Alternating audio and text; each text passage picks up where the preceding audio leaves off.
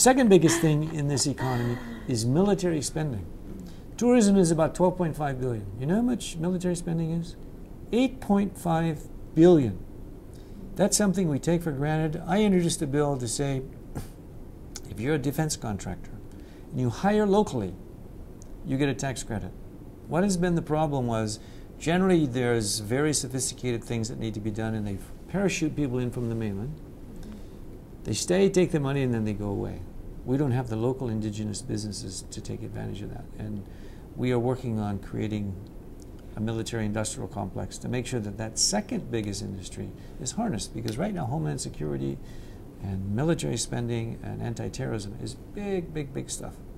Pacific Missile Range on Kauai and the Pearl Harbor Shipyard are two prime examples of what the future of Hawaii's economy can look like. And Defense Department spending with Senator Inouye at the head of the Senate Appropriations Committee, the Military Affairs Committee with Abercrombie, with Obama from Hawaii, and Governor Lingle. I think it's a great foursome to bring not only the money but the smarts to do a good job for this recovery, which people are afraid is going to be a problem in the coming years. Well, as we talked about earlier, what truly needs to happen to solve this economy is multiple things. And it is, we have to wisely try to vie for those stimulus monies. One of the bills that went through the Finance Committee and made us all kind of a little worried was to speed up the procurement process so that we can compete with other states for some of the stimulus money. And so what's happening right now is you've got every department in the state of Hawaii that's gearing up for certain, what they call construction-ready projects, right? Or shovel-ready. Shovel-ready. That's the shovel-ready modernization projects. term. Yes.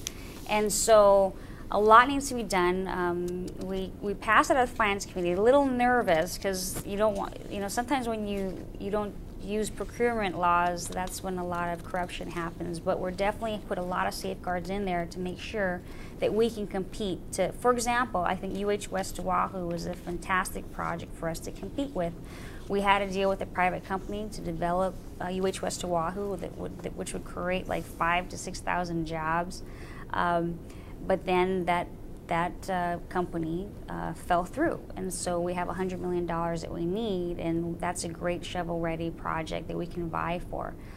So definitely everything has to be timed right with the stimulus money, and locally here we truly just have to reduce government. We have to change the philosophy in Hawaii that we need to do everything.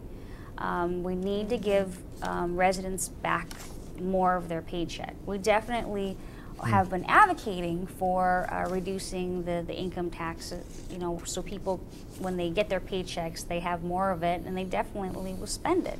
I mean, I don't know anybody, any of my friends, any of the people that I work with, I don't know anybody that doesn't want tax relief. I don't know anyone that doesn't want to have lower taxes. But you know, the spirit of this session and this legislature and a lot of our colleagues, they're pointing to the inevitability of a GET tax increase. It's like, well, we're just going to have to increase the GET tax.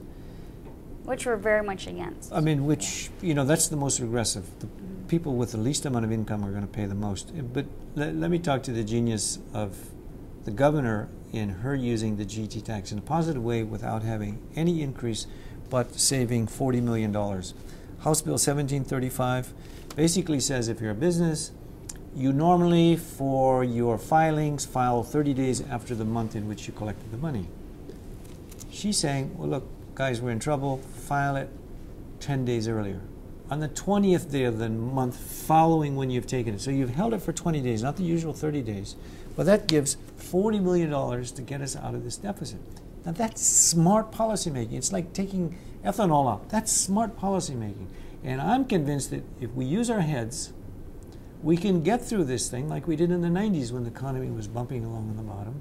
And we're not going to have to do this knee-jerk without thinking, well, just increase their taxes. That's the simple and it's the easiest thing to do. But it's the most painful thing for the people of Hawaii to go through. The next thing we have to make sure we do is to not hamper businesses. And they were trying to go after businesses to stick it to them even more and get more money from them. The Super Ferry event that happened just last night was very shocking. We just went through a legislative session last year that was put together last minute to keep the super ferry going, because that's going to help our economy.